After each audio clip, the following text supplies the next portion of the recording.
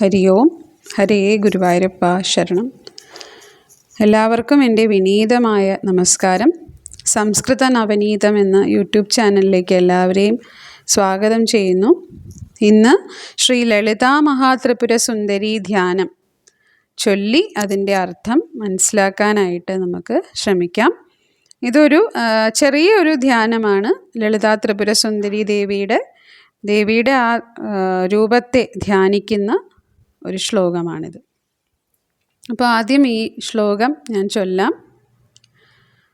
അതിമധുരചാപഹസ്താം അപരിമിതാമോദബാണസൗഭാഗ്യാം അരുണാമതിശയകരുണാമഭിനവകുലസുന്ദരീം വന്ദേ. അതിമധുരചാപഹസ്താം. അപ്പോൾ ദേവിയുടെ ഹസ്തം, കരങ്ങളിൽ ഒരു കരത്തിൽ എന്താണുള്ളത്? അതിമധുര ചാപം. മധുര എന്ന് പറഞ്ഞാൽ സംസ്കൃതത്തിൽ മധുര എന്ന് പറഞ്ഞാൽ അർത്ഥം കരിമ്പ്, ചുമന്ന കരിമ്പ് എന്നാണ് അർത്ഥം. അപ്പോൾ ദേവിയുടെ ഇടത്തെ കരത്തിൽ ഉള്ളത് കരിമ്പിൻ്റെ വില്ലാണ്. അതിമധുര ചാപഹസ്തം. ഒരു ഇടത്തെ കരത്തിൽ, ദേവിയുടെ ഇടത്തെ കരത്തിൽ കരിമ്പിൻ്റെ വില്ല് ദേവി ധരിച്ചിരിക്കുന്നു. ഇനി വലത്തെ കരത്തിൽ എന്താണ് എന്നുള്ളതാണ് പിന്നെ പറയുന്നത്. അപരിമിതാമോദ ബാണം.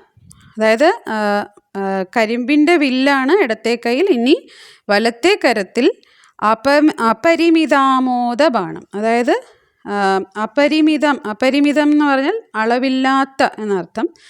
ആമോദം ആമോദ എന്ന് പറഞ്ഞാൽ വളരെ സുഗന്ധം പരത്തുന്നത് അല്ലെങ്കിൽ സൗരഭ്യം ഉള്ളത്. അപ്പോൾ അങ്ങനെയുള്ള പുഷ്പങ്ങൾ കൊണ്ടുള്ള ബാണങ്ങളാണ് ദേവിയുടെ വലത്തെ കരത്തിലുള്ളത്. അപ്പോൾ അതാണ് അവിടെ അപരിമിതാമോദ ബാണം എന്ന് പറഞ്ഞിരിക്കുന്നത്. വളരെ അധികം സുഗന്ധം പരത്തുന്ന പുഷ്പ അസ്ത്രം ധരിച്ചിരിക്കുന്നു ദേവി.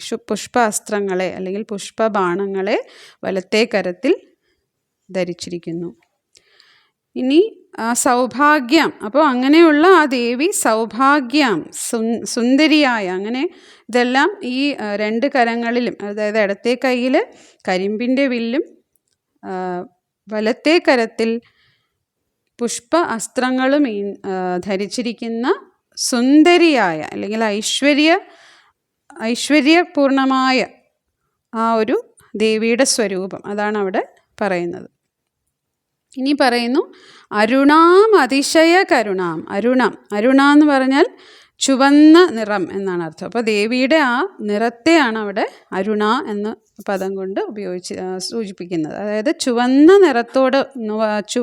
നിറം ഉള്ള ശരീരത്തോടു കൂടിയ ദേവി എന്നർത്ഥം. അതിശയ കരുണ എന്ന് പറഞ്ഞാൽ അതിൻ്റെ ആ തീവ്രത കാണിക്കാനാണ് ആ പദം അവിടെ ഉപയോഗിച്ചിരിക്കുന്നത്, അല്ലെങ്കിൽ അതിൻ്റെ ആധിക്യം ഒക്കെ പറയാനായിട്ട്. അപ്പം അങ്ങനെയുള്ള ഏറ്റവും അളവറ്റ കാരുണ്യത്തോടു കൂടിയ, ഏറ്റവും അധികം കാരുണ്യസ്വരൂപിണിയായ ദേവി, അതാണ് അവിടെ പറയുന്നത്.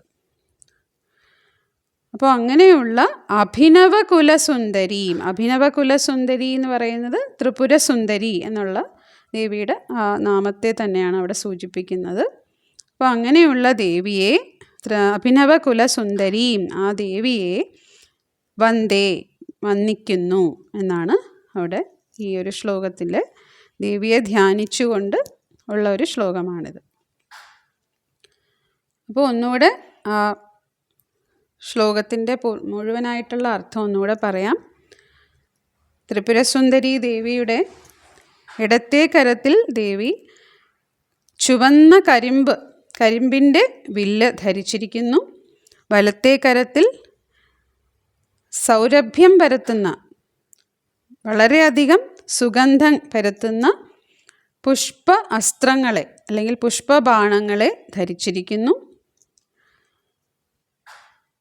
ചുമന്ന നിറമുള്ള ശരീരത്തോടു കൂടിയ ദേവി, ഏറ്റവും അധികം അളവറ്റ കാരുണ്യത്തോടു കൂടിയവൾ, കാരുണ്യസ്വരൂപിണിയായ ആ ത്രിപുരസുന്ദരിയെ വന്ദിക്കുന്നു എന്നാണ് ഈ ശ്ലോകത്തിൻ്റെ പൂർണ്ണമായിട്ടുമുള്ള അർത്ഥം. ഇനി ഈ ശ്ലോകം ഒന്നുകൂടെ ചൊല്ലിക്കൊണ്ട് പൂർത്തിയാക്കാം.